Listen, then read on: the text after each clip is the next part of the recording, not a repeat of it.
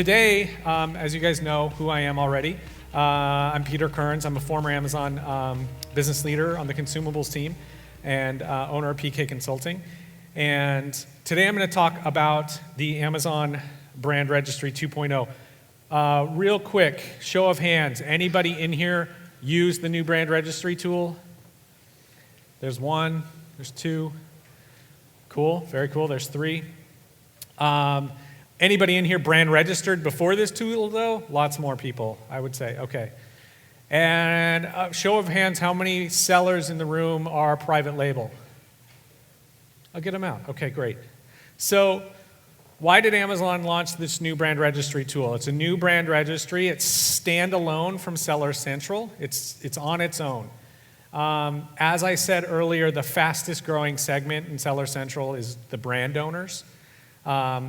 And there's been a lot of increased pressure for major brands to control the inventory on Amazon. So we're talking like Major League Baseball, NFL, Apple, right? You've all seen the stories in the news about this, counterfeit, brand infringements, all of that sort of thing. I think that the Major League Baseball, if I read a story, if I remember correctly, filed like over 100,000 infringement violations after the World Series. So a lot of pressure. One of the big pressures is, and it was talked about earlier, it's coming back to that customer experience, that customer trust. If customers start to distrust Amazon, that they're buying authentic goods, it's going to be a big problem for Amazon. The second reason is brand owners are the fastest growing segment on Seller Central. So brands, huge growing part of the population for sellers. When Seller Central launched, it was all for resellers. It was not specific for brands. So Amazon's shifting those tools away from resellers and developing more tools for brand owners. The tools that you're seeing are things like the enhanced content, and now there's going to be more protections. So Amazon recognized the need to give brands more tools for better content and stronger protection. So they've come out with this new tool, this new brand registry, and I think it's just the beginning. I don't have, inside information. I'm not sharing anything hasn't been said publicly. But they've launched this new URL called brandservices.amazon.com. This is the URL that goes to the brand registry. This is what it looks like. And sorry, it's kind of pixelated. But you can see at the bottom, I don't know how well you can read it, the brand registry helps you protect your registered trademarks on Amazon and create an accurate and trusted experience for customers. So this is a new program that if you are a brand owner and you have the trademark ID from the U.S. Patent and Trade Office, you can log in, you can go in and enroll. And enrollment is really pretty quick, and you usually get a response relatively fast. But you have to have it on that you have to have your U.S. Patent Trade Office number. This tool, this new program, what it does is it allows you to have better insight into what's going on with your registered trademarks. The new brand registry helps your protected registered trademarks on Amazon and maintains an accurate and trusted experience for customers. It protects that it uses proprietary text and image search. So you put your brand name into this tool, and I'll show you in a minute, and it comes back with every ASIN that has your brand name listed in it or being used. You can put your logo, your image, and it will come back with every ASIN that has your logo in it. It gives you increased authority over product listings with your brand name, and there's a dedicated team that's supporting you. So once you get in, you register your brand, it's still basically a beta, right, is what they're calling it. It's like a public-facing beta. It's still really being built out. This is the landing page. It's really vague. And so there's no real call to action. You actually have to click right here to report a violation. So you actually have to report the violation or begin a violation report process before you actually can begin to even use the tool. So it's a little vague. So you click on that, and it takes you to this search place where you get to enter in your search. And you can put your product name, your ASIN, your brand names, your keywords, anything in there. You can upload your image. You can see there's a drop down there where you can browse and upload your JPEG of your logo, anything like that. Products that are using your logo. And then it comes back, and so this is, I've covered some stuff up because this is a client of mine. He was happy to share it, but he didn't want to show you guys his products. But you can see it comes back in the yellow bar, the search area that shows you where the ASIN is. It comes back with the product title, comes back with an image, and then it actually shows you the seller name. And so in this case, this guy is a private label seller. It's his own brand, so no one else is selling it. However, as we were going through he has 40 listings, as we were going through the 300 ASINs that were showing up, because it was pulling back everything that was using his brand name, there were some generic products that weren't using his brand name, but they had the brand name in there, and so, because sometimes brand names are kind of generic. And it comes back with everything. So you click on it, and underneath where it says seller name, it actually shows you the sellers that are listing against this ASIN. So you get to see who is on your product. You see their seller name, and from there, you can make a determination on whether or not they are violating your intellectual property. Are you guys with me so far? This is kind of challenged. I'll be honest, this is kind of a gray area. It's kind of hard to understand because of what I'm about to get into also, and so I've saved time for a lot of Q&A at the end. So it comes back with all of the listings that have your seller, that are listed against your ASINs, or using your intellectual property in the ASIN.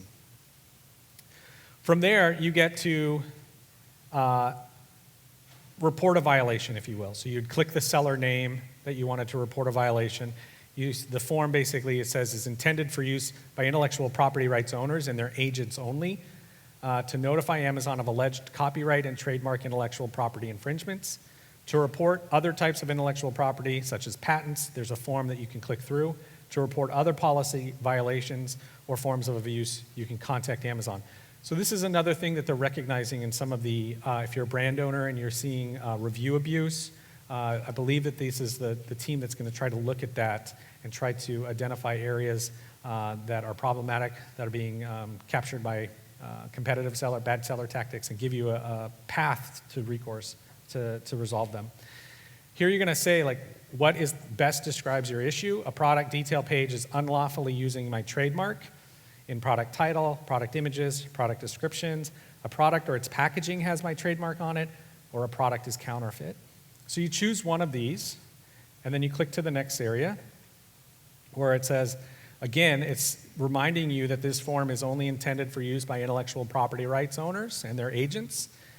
And then you ask if it asks you if the copyright is registered. You say yes or no. And then you describe the copyrighted work. And then you get into this page, sorry if it's difficult to see, but then you get specifics into what it is. A product detail page is unlawfully using my trademark. A product or its packaging has my trademark on it, or the product is counterfeit. Then it asks you if the product is trademarked. Then you have to put in your trademark registered ID. So you can't even get the brand registry without having your trademark. And then it asks you, have you bought the items and confirmed that the product is, or the products or its packaging has your trademark on it? So this is going to get a little complicated in a second here because of Amazon's terms of service around intellectual property. And then you have to tell them if you bought it, yes or no. And then you have to tell them how you know that this is violating your trademark. So you bought it, the package has it's on it, you shouldn't be, or the whatever, the product itself has your logo on it, or the package has your brand name. And then you verify. Verify. Can we go to the next slide?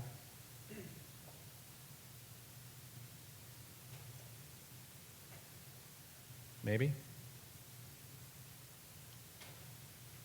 Thank you. So here, this is where you're going to agree and submit. You're agreeing that the information that you're giving them is true, and you're going to submit your contact information. Anyone in here receive an intellectual property infringement complaint on your account, right?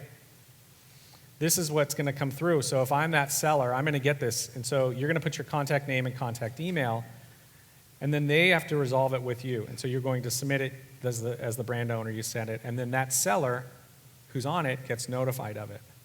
So this all sounds great, right? This is really cool. It's a very cool tool. It's a little gray in terms of how you can use it and how you can enforce against this. And what I'm talking about is that the terms of service for intellectual property, because Amazon has told me in a number of cases that this is not in any way, shape, or form a brand gating tool. That this is not a tool to enforce MAP, and it's not a tool to enforce exclusive distribution rights. Those are all things that you as the brand owner have to be doing directly with your wholesale partners that you're working with.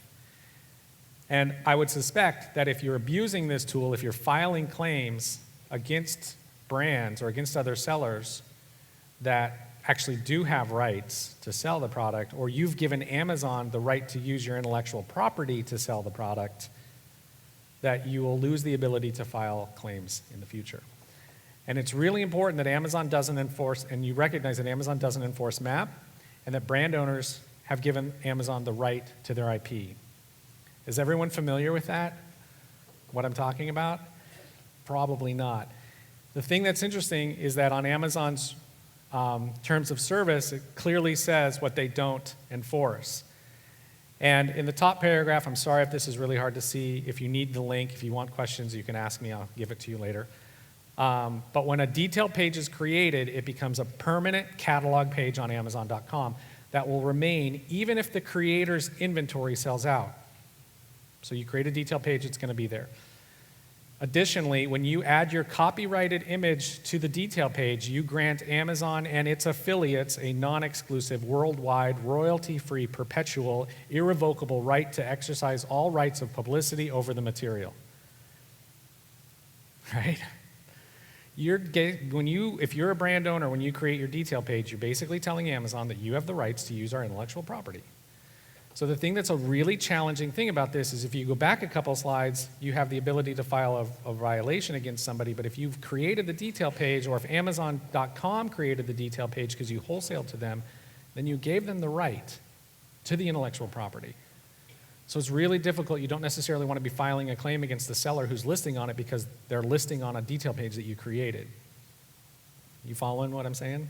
The second part there is down here, exclusive or selective distribution. Amazon respects a manufacturer's right to enter into exclusive distribution agreements for its products. However, violations of such agreements do not constitute intellectual property right infringement. So again, MAP isn't an IP violation. All they're doing is breaking the rules or the agreement that you had created with them in the first place. So it's important to recognize that this tool was not created to eliminate retail arbitrage or gray market inventory, because Amazon needs that. They need that price. They need that inventory because it helps drive down price. It helps fuel that flywheel that they have, that they run their business, where they're constantly, driving new customers, great selection, driving down lower price, which then drives sales, which then drives more customers, right? So it's that flywheel, and that's that flywheel. If you Google Amazon flywheel, it's the one that they penciled out on a bar napkin. It actually, there's a section in there that's called out for lower price. So Amazon needs that lower priced product. They need it to be a marketplace so that that product can go and drop to its lower price. It's usually around 3 or 4 FBA offers. And so the thing about the gray market and liquidation and all that sort of arbitrage stuff, most of the reason why a lot of these sellers are having problems is because you're just doing it really poorly, and you're creating bad customer experiences by buying inventory from other places. You're not holding it up to a high standards. You're letting stuff that's got boxes that has torn inventory or torn boxes in it get into your inventory. So it's really important that this tool's not created to control that. There's a lot of talk in some Facebook groups out there about how this is a brand gating tool, and that is not the case. So you really want to understand the terms of service and make sure that when you're in there, that you are not filing a violation against somebody that you've already given Amazon the rights to use your intellectual property. So how does it help, right? Because on the surface, it sounds amazing. It's like, this is a great tool. You can go in there, you can create a violation, you can shut somebody down, but there are some challenges in that, so you've got to be really good. What it does is it does give brand owners more power to shut down counterfeit sellers. So that is a really important part. And the thing is that if there's a seller that's on your listing, you've got to buy the inventory to prove that it is counterfeit, and then, or if it's material different, from that perspective, you could pursue the complaint from material different. But that's the big part. because you'll be able to do it and you'll be able to shut them down pretty quickly. But you've got to do the due diligence beforehand. You've got to make sure that what you're buying is counterfeit. So you got to do a test buy. Make sure you're dotting your I's and crossing your T's when you're doing that.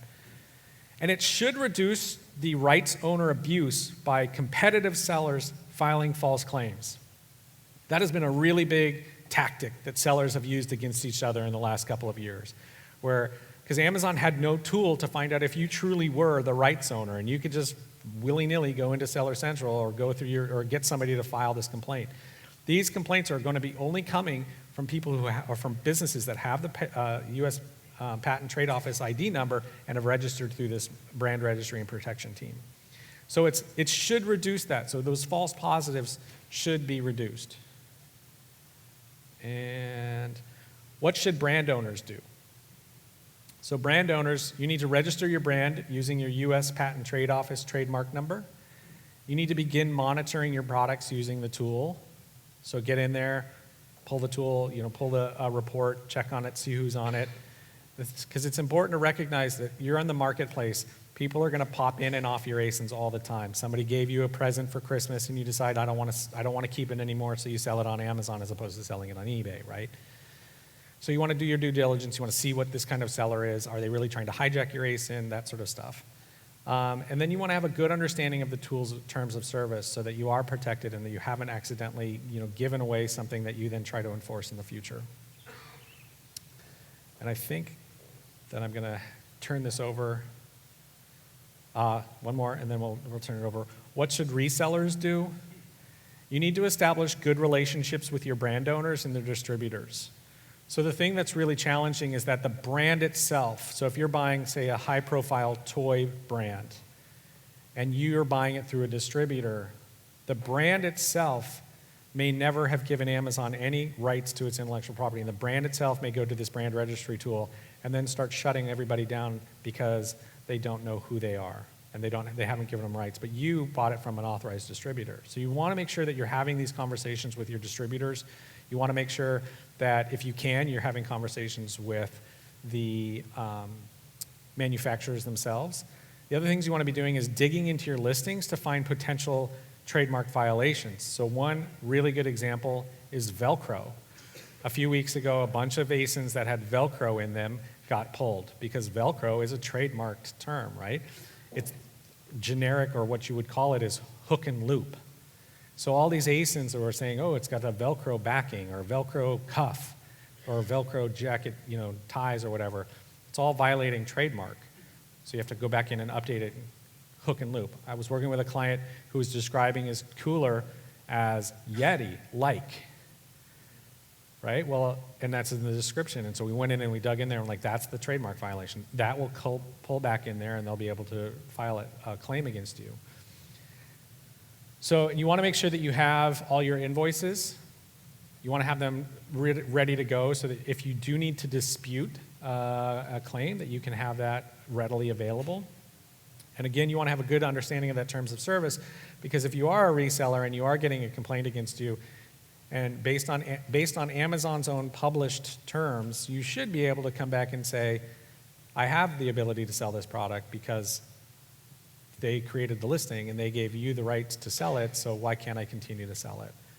So it's really kind of a challenging situation. There's a lot of gray area, there's a lot of ambiguity in it, and we're going to save the last 10 minutes or so for questions if anyone has any. We've got the 2 mics up here, and this is a little information about me. If you guys have any questions, you're more than happy to grab the mic, and then we will go from there. Any questions going? Is everyone too tired? Yeah, okay, good, please. There's 2 mics right here. I think why don't we go ahead and just grab the mics there.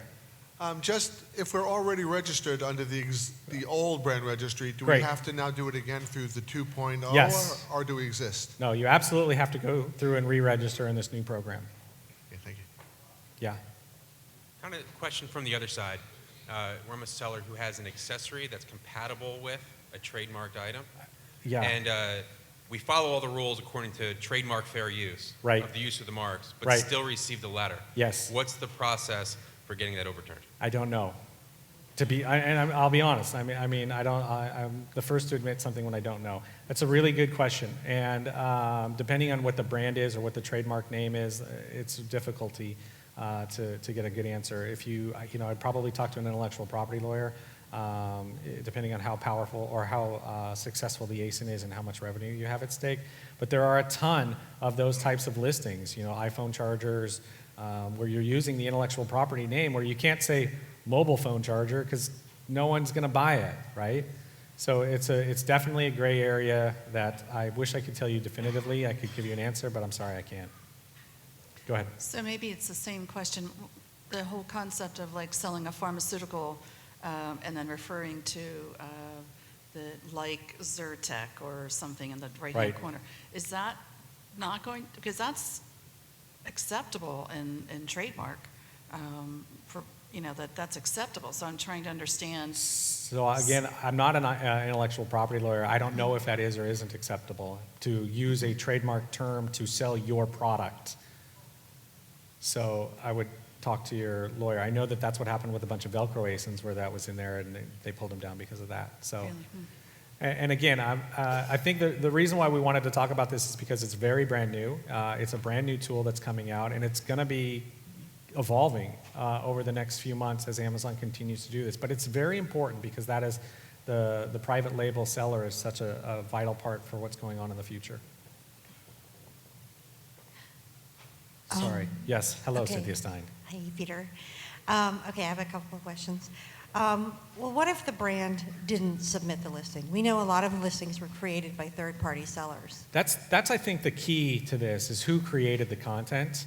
And I think that the brands that didn't create the content, they have the most power. It's the brands that, a few years ago, they were in a relationship with Amazon Retail and they clicked through those terms, giving Amazon Retail the permission to use their IP. Or they launched themselves. And that's what you're seeing. And that's why I think this is such a really interesting space, is because there are so many Amazon brands.